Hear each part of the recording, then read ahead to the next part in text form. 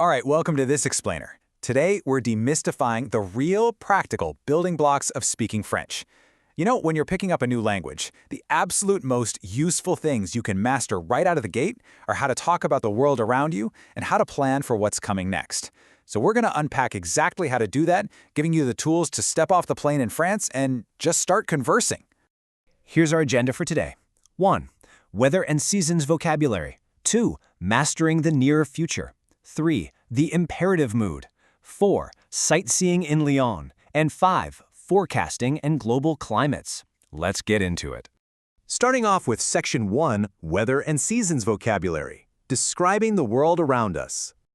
Okay, picture this. Meet Akanksha.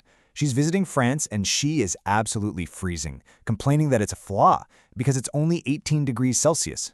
Now, for a lot of us, 18 degrees is a perfectly mild day, but this gives us a really sharp, kind of funny contrast to the hot monsoons she actually prefers back home in India. It just perfectly highlights how weather is totally relative to what we're used to, right?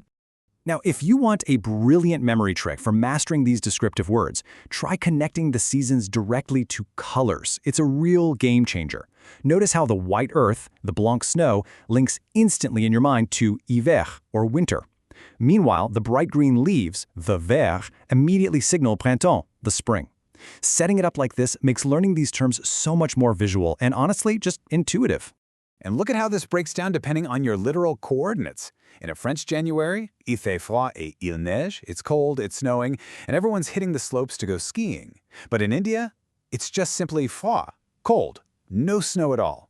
Fast forward to June, and over in India, people are rushing to the pool and eating tons of ice cream just to beat the heat.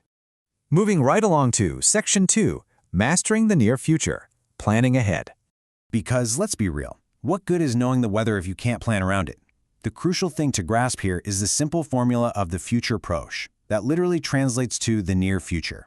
The French language actually structures this tense specifically to emphasize immediate, tangible action rather than some distant, vague future. It's exactly like saying, I am going to do something in English. Super straightforward. You just take the present tense of the verb aller, which means to go, and stick an infinitive verb right next to it. It's honestly like language math. See how easily these action verbs just drop right into the formula? If you know how to conjugate aller, je vais, tu vas, il will va, nous allons, vous allez, and ils will vont, bam, you just plug in your action. Want to say, I am going to speak? Simple. Je vais parler. What about we are going to choose? Nous allons choisir. Once you get this down, you unlock the ability to talk about literally any upcoming plan. Think of time as a physical timeline for a second. Spatially, the futur proche sits directly next to the present. While the distant past or a far-off future might feel, a bit abstract, this tense is for actions happening in a snap, in a few minutes, or later today. Further down that line is the future simple, for things way out on the horizon. Before we completely move on from the future tense, I do need to give you a quick heads up about some crucial irregular verb exceptions. You're going to need to memorize these for fluent trip planning. As you shift into using the broader future tense, some of the most common verbs act up.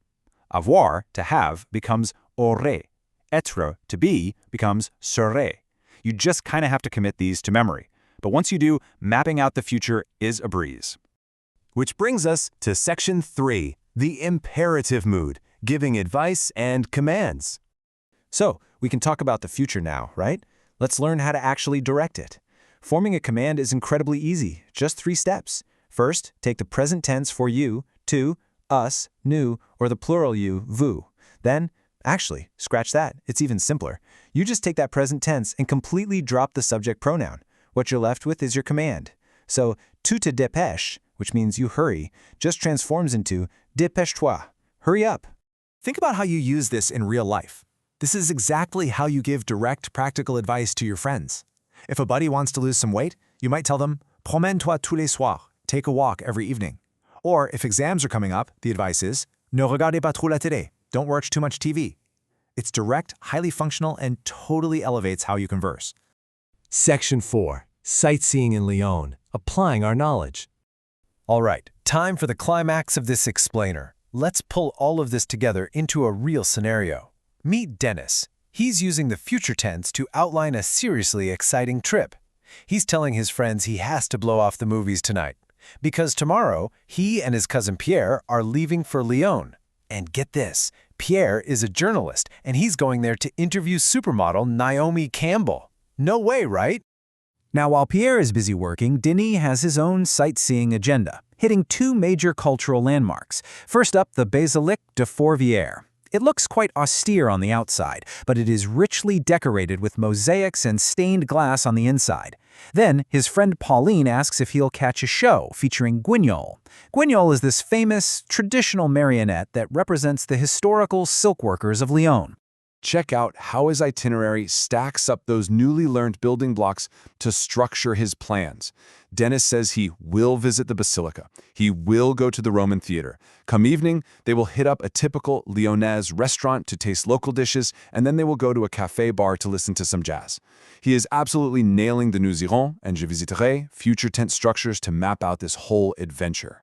And finally, Section 5, Forecasting and Global Climates, the macro view.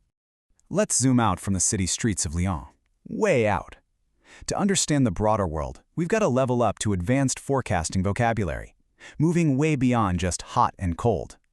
We're talking nuageux for cloudy, ciel clair for clear skies, pluie fortes for heavy rains, and orage paired perfectly with that dramatic lightning.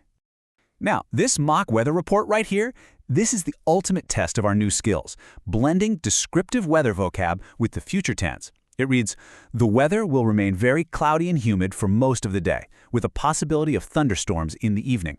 This is exactly what you'd hear driving in a rental car listening to a French radio station. And now you actually possess the grammar tools to understand exactly what they're predicting. To bring it all home, let's take a macro view of the world's climates. This beautiful color-coded map illustrates 6 major zones, going from the bright red, climates tropical near the equator, to the yellow, climate desertique, all the way out to the light blue climate polaire at the very edges of the globe. Which brings us to the end of our explainer. You now literally have the building blocks to navigate the weather, command the room, and dictate the future. Just look at these climate zones. From tropical heat to polar snow. The real question isn't just where you'll go. It's, are you going to let the weather dictate your plans? Or are you going to use your new French skills to take total control of your next adventure? Thanks for joining me today. À bientôt.